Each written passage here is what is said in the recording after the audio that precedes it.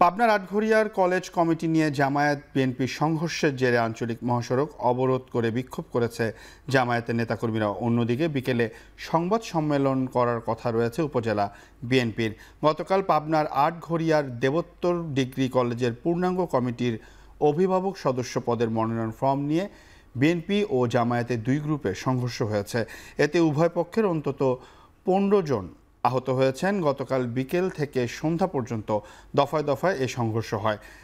স্থানীয়রা জানান, আটঘরিয়ার দেবোত্তর ডিগ্রি কলেজের পূর্ণাঙ্গ কমিটি গঠন করার জন্য বৃহস্পতিবার সকালে ফর্ম বিতরণ করা হয়।